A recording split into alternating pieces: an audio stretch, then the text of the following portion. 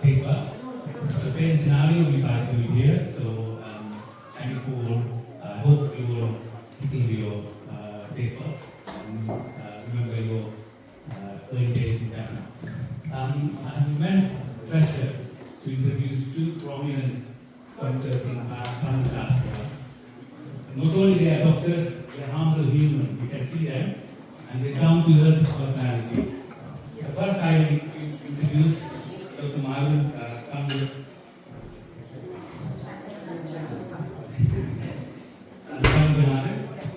He is a consultant cardiologist at Oxford University Hospital and Catholic Hospital. He's also our for a long time. He's also our junior. He's very good in class. And he left us before we even had based in UK and studied here. And he did Imperial, he went in Imperial, and then finished his PhD at Oxford University. And he's as I said, he's a very humble human. Right?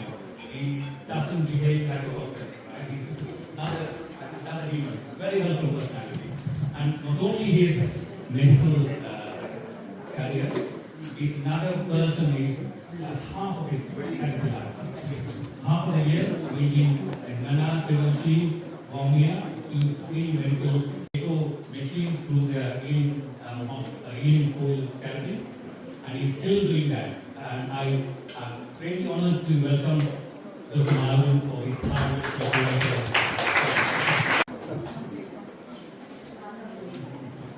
Welcome and introduction, and thank you for the Gospel Association. It's an immense pleasure to be here.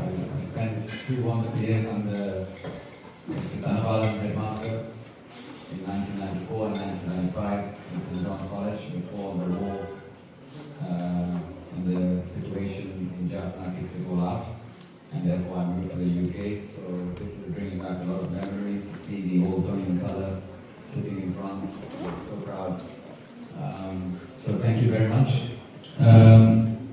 So today's topic is on how to prevent and how to treat heart attacks. It's an easy topic. We just have to lead a healthy life and eat healthily and reduce the risk. We cannot eliminate the risk of heart attack as we get older or through our genetic predisposition, but we can do a lot to reduce the risk. But it doesn't matter what I say, it's about changing behavior. So please try and pick points that suit you whenever I'm giving you advice, because not every advice is suitable for everyone, but there will be some that will be suitable for everyone. So please try and listen. So I try to address it to the Sri Lankan diaspora here. So why are the Sri Lankans or South Indians at a very high risk of heart attacks? That's the first question that all of us ask when we treat patients like myself. There is a genetic predisposition. And what does that mean? It means our genes are made in a way that means our arteries in the heart get narrowed over time, faster and earlier in our lives. And there are several reasons. One of them is our arteries are smaller than a standard Caucasian or African individual. Secondly, we clear cholesterol less. So our cholesterol clearance naturally is less. So we have a higher cholesterol going around our bloodstream, so it's likely to deposit in the arteries. And there are additional genetic factors which make the coronary artery disease worse. Coronary means heart, and the artery in the heart is called coronary artery. So family history or genetic risk factors means that our arteries are more likely to get narrowed earlier and faster, and our arteries are smaller on average than the standard Caucasian or African person. Then the second thing is said, we develop these diseases early in our life. The third issue is we have more risk, or we are at a higher risk to develop diabetes. So diabetes, on average, is present in about 40% of the patients that come to me with a heart attack. So not everyone.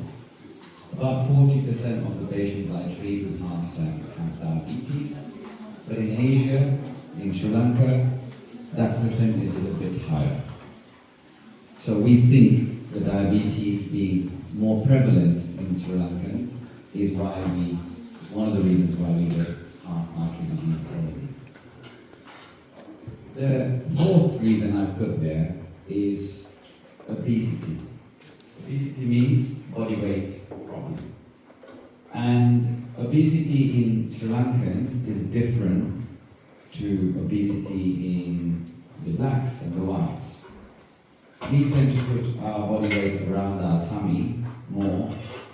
We tend to hide it in our shirts, in our blouses, in our saris than other people. And this obesity creates many different problems. One of them is it produces the risk for diabetes to come early. We call it insulin resistance. And when you have adipose tissue or fats around your tummy, you are more at risk of developing diabetes. Your body is inflamed. Inflamed means the body is always hot. That's probably the layman description. And being inflamed means your heart arteries are also inflamed and they start developing narrowings. So adiposity or fat around the tummy puts you at risk of diabetes, inflammation, and thirdly, obesity also puts your blood pressure up. So blood pressure we know is a risk factor for coronary artery disease, but they can all be attributed to or related to the tummy. And then naturally, your cholesterol levels goes up the more fat you are. So this is one of the modifiable things that we have. We can modify our belly fat easily, but we need our behavior to change. And that's what you need to focus on. Then, after we come, so most of us are born in Sri Lanka, we came here. Our lifestyle has changed. This is the final reason over there. We tend to walk less, we don't do as much physical activity, and we tend to sit more. As a doctor, I sit more than I stand. So, I am a bad example of physical activity. So, I then have to reduce the amount of food I put in my mouth. So what you put in has to be expended. What you put in must be spent. If you put in 3,000 kilocalories and you only spend 1,000, the remaining 2,000 is savings. Bad savings. So then what happens is, it goes around the belly, it goes into your liver, there's so many other things. I don't want to go down that route of too much medical explanation, but you just have to understand, what you put in has to be spent. Now, I also want to clear one doubt. You cannot stop eating. You have to eat, because all your organs and your body functions require a basic amount of energy. So if you look at any food box, let's say a box of Weetabix or a packet of crisps, it says how many kilocalories an average adult weighing 70 kilograms needs. That you need even if you don't walk or talk or work. But if you eat more than that, you need to find some ways to expend it. And that's why exercise comes in. So I hope that's clear. So we Sri Lankans have a higher risk of heart disease compared to white Europeans. That's what my paper said. And we have a strong longer family history of heart disease. And in the UK, South Asians are 24 times more likely to die from a heart attack or heart failure than white Europeans. And we have much worse outcomes even after the heart attack, even if we survive the heart attack. So, what are we going to do? This is where we need to be clear. If I gave you a talk on monetary advice, financial advice, I would say money with the mortgage, I would say money with the car purchase. I'm sure you'll be taking notes.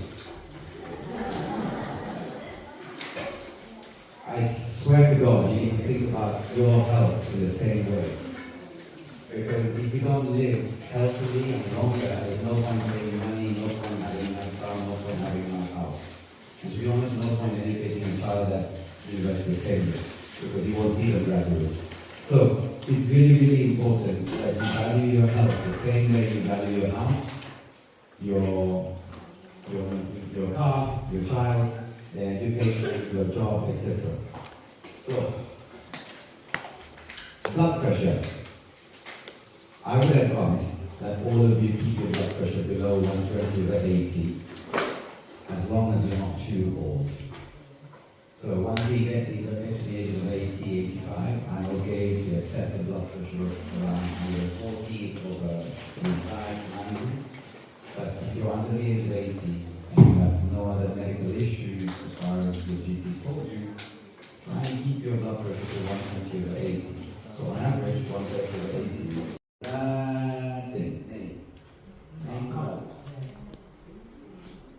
butter, no good.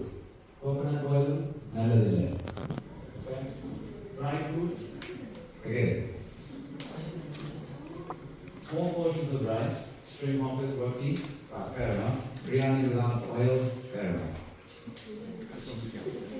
Less sugary tea, coffee, sweet biscuits. Get rid of Coca-Cola from that. 15 minutes you need to move every day.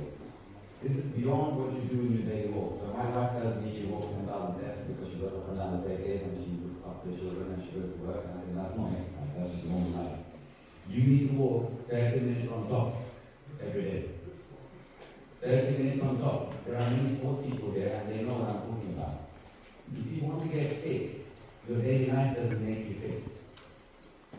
You need to be like our forefathers who were in the farm every morning at 4 o'clock, digging the ground. And, you know, they say do gardening for 3 days a week. 30 minutes of hard digging in your garden. You need to go grow flowers and keep figs, right? Yeah.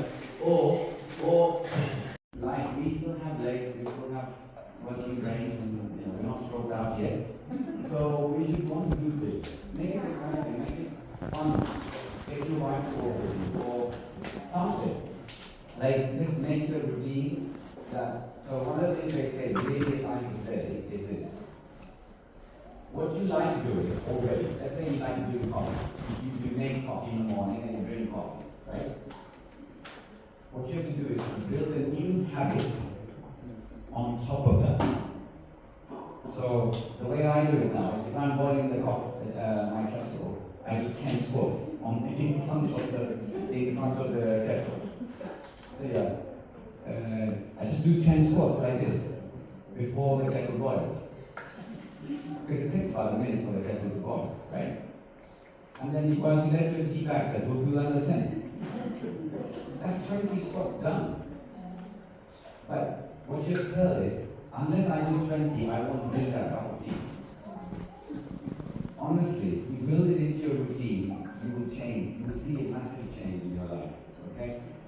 Because these are not how we are born and how we are trained, because we changed our behavior in the last 25, 30 years since we come to this country. And we thought that eating a lot and sitting down is luxury. It is not. That's how we were brought up with that now. You know, when we were growing up, we thought, right? That's what we need to do, right?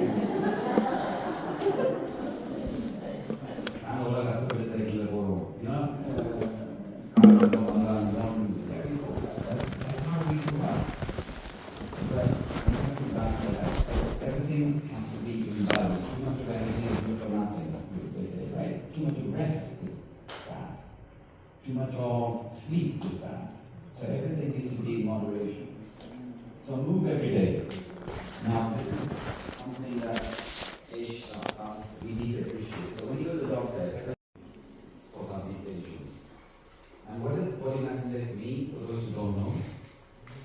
You put your weight and you put your height into a calculator, and it tells you the ratio between your height and your weight. In white and black people, 25 and above is good. It will be green. But in Asian people, it's going to be less than 23. Okay? Because we are shorter people, so we don't want to be carrying too much weight. So, effectively, if your body mass index is 23 or less, you're doing okay. But do measure your waist size and try and get it back to the A-level days. That's what I would advise. But just give you an example. Let's say you're 170 centimeters tall. You're 65 kilograms, your body mass index is good, 23. But let's say you're 90 kilograms, which doesn't sound too much. Your body mass index is suddenly 31. So you understand the difference? 90 kilograms is not much. A lot of us say 90 is okay, 85, 90 is not a problem. 170 is the average height of most Sri Lankan people. That is a massive difference. And that's what produces high blood pressure, produces diabetic risk, and insulin resistance, and inflammation, and the heart have lost their sensing. The nerves are damaged. A bit like, when they can't feel their toe, feel their fingers. The same happens to the nerve that goes to the heart. So if you sense heart attack, please call 999. And if you have aspirin at home, take aspirin. Now, baby aspirin is 75 milligrams. In a true heart attack, we say take 4 of those, 300 milligrams immediately. You don't need to wait. And the same for stroke. I saw a lady sitting in front of the Mulasana, unable to speak properly, all of a sudden. Just she came to pray, an Indian lady stopped speaking, suddenly. So we sent her son to the local Casco, brought and gave her 300 milligrams of aspirin, obviously after we called the ambulance. Before the ambulance arrived, she was able to start speaking, because the ambulance came and heart attack. Aspirin works in stroke and heart attack in the same way. So I would suggest that all of you have aspirin at home. It's easy to buy from Tesco or Sainsbury's or any high street supermarkets. And keep it in date and keep it available. And I think that's always going to be a lifesaver.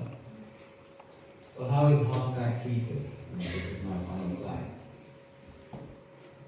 You get aspirin, and then a medical team will give you a second blood thinner. We can give 2 blood thinners these days. We might give you an injection to thin the blood even more, so we might give you a 3rd injection. What are we trying to do? We're trying to unblock the blockage. Okay? We might give you a spray under the tongue, GTN spray, which opens the arteries. It's a nitrate compound. It opens up the arteries that are narrow or blocked. We might give you morphine to ease off the pain. And then we will give you oxygen if you're not getting enough oxygen to your body. Especially if your lungs are becoming weak because your circulation is not good and there is water in your lungs. We will take you to hospital. Now, there are 2 types of heart attacks. One is a major one and one is a minor one. Heart attack by definition means you're still alive, you're still talking, you're not having cardiac arrest. Cardiac arrest is different, okay? So heart attack means your artery in the heart is blocked and you're having. So this is narrowing there where my cursor is pointing. That narrow is there. And then we put this small stent. Usually about 2.5, 4 millimeters long, 2 millimeters wide, thereabouts. And the artery is now open and you get more blood flow. Sometimes the narrowing is not the problem, it's completely blocked. And that's usually a major heart attack. This would be a minor heart attack for us, usually. So the aspirin that we take at home would keep it open till we come to the hospital. Remember that. If you don't take aspirin, that will get clotted. If it's a minor heart attack, it will become a major heart attack. If you can't do stents, then there is the option to do bypass surgery, and chest is open, and we get veins from your leg or from your arm, and we stitch it to the big aorta here, which comes out of your heart, and then we bring it down and supply the blood artery. So there's one bypass here, there's another one here. Now, that is rare done these days because most of the time we'll be treated with a simple angiogram. You're away. You can go home usually the next day, the minor heart attack, or 2 days later you go home. But after you go home, we will give you blood pressure tablets, we will give you cholesterol tablets, we will give you 2 blood thinners, minimum. And that's the life in most people's cases.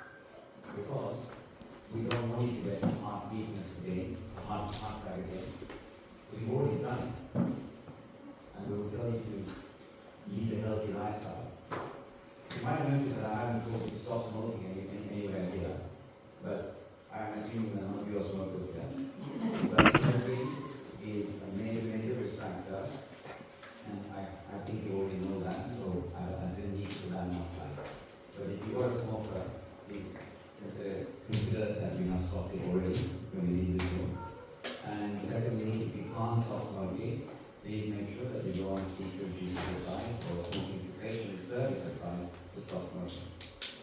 So after you leave the hospital with a heart attack, we will give you medications, we will monitor your heart function probably once if you have a heart attack. If not, we will leave you in the GP scans to look after whatever I told you before, which is your weight, your blood pressure, your cholesterol, your diabetes, and then the smoking.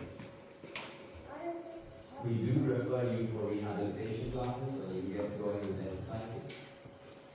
And that's it. The rest is in your hands. So, why? Just to kind of on the point. Southeast Asians, 2 to 4 times higher risk of dying from coronary artery disease compared to white people.